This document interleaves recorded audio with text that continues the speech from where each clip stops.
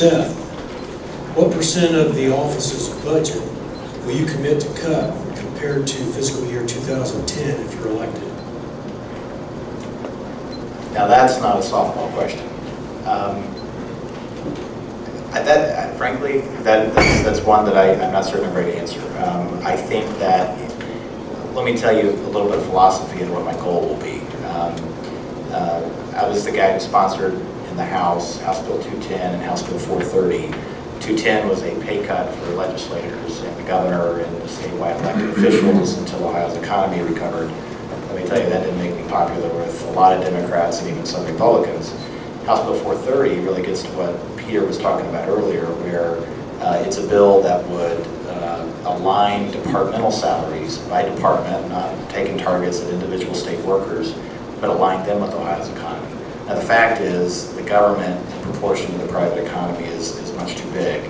But these, in my mind, were incremental steps that try to align any sort of growth with personal benefit of either government workers or legislators and policymakers with that of the Ohio economy. I very much believe that the office itself should grow or shrink, and maybe not even grow, but it certainly shouldn't grow any faster than Ohio's private GDP is, and you got it right.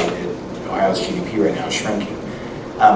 When I look at where we're at right now in the Auditor State's budget at about $78 million in a year, which might sound high, they're issuing somewhere around 4,000 audits per year.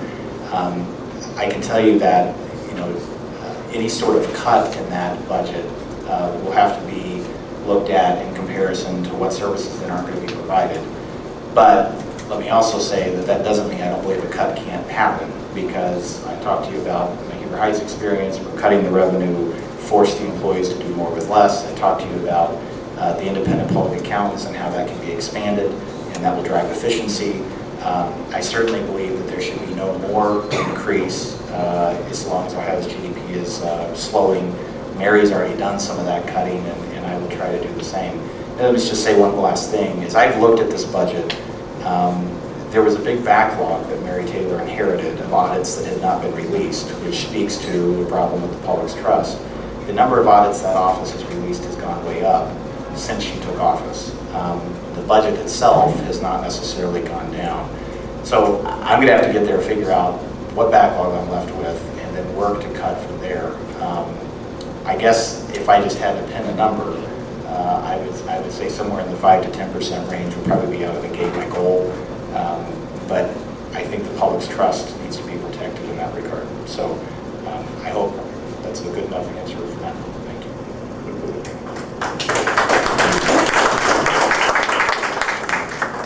Mr. Grandel, why do you support issue 2 that grows the administrative state of government?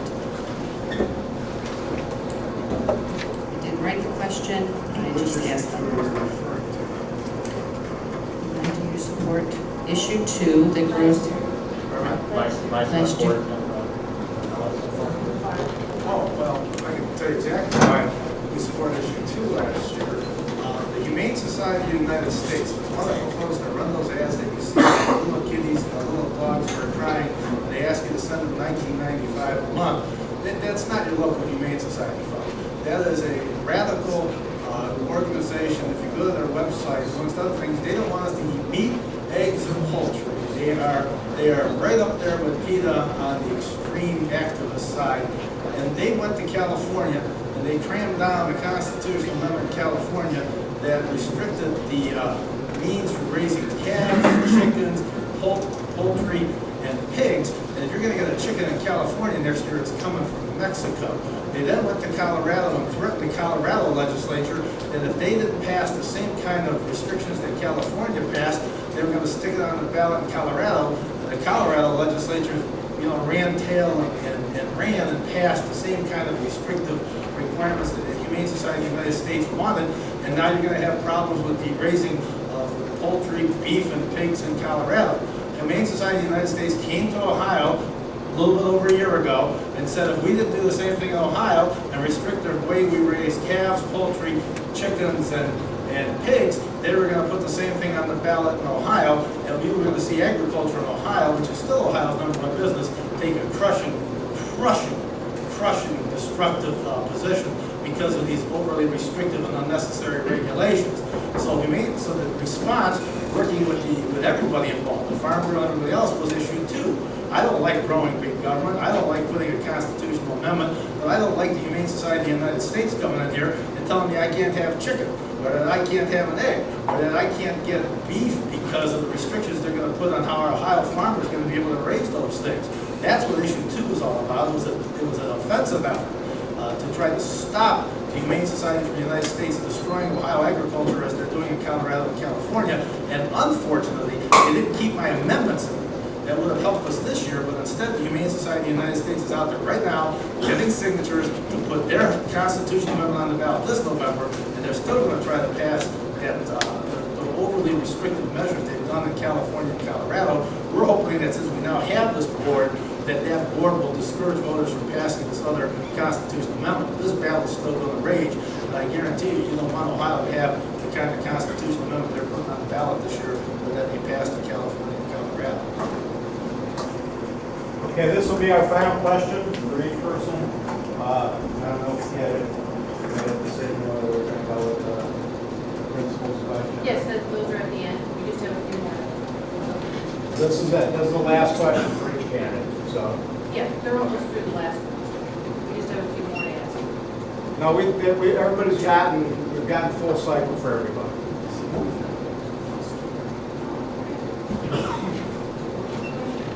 So we said we'd wrap it at 9, so I want to be respectful of that. Is that it? One more question for each candidate, Dave? One more question for each candidate, or go right to the principal? Or if you want to go to the Tea Party, the principal's question, that's all we have time for. Okay. Final question. Are you ready? We'll start, I guess, over here.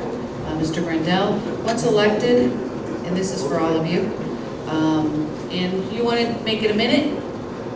We've been really easy on them with this 2-minute rule. So I'm thinking we got to go the lightning round soon. Okay.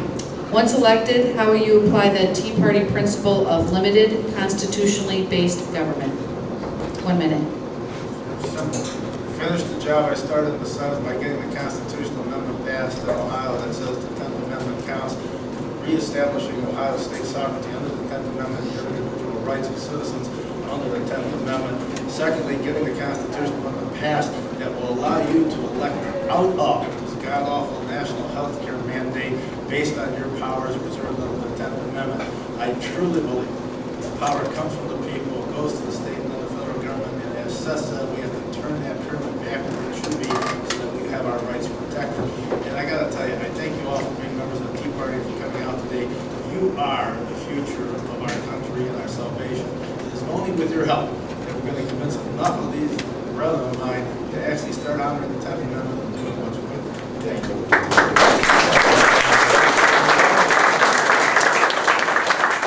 Same question for you, Skip.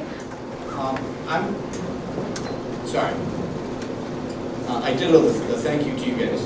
I'm going to work with Tim to put some teeth into the resolution that he put forward to push back, to give it some real teeth so we can push back in the federal government. And I'm going to support everything that we're doing in terms of health care. In addition to that, we need to put into place, you need to put into place, somebody at the executive level, individuals, the governor and the state attorney general and so on and so forth, who have the gumption to stand up to the federal government, to file a lawsuit if necessary, to do the right things, to defend the rights of the state of Ohio, 10th Amendment rights. So, simply said, I'm going to do what I can do to work to get good conservative Republicans in there. I'm going to work with Tim to help push through, to get through the necessary laws in order to push back on the federal long arm coming into the state of Ohio. So. Thank you. Andy?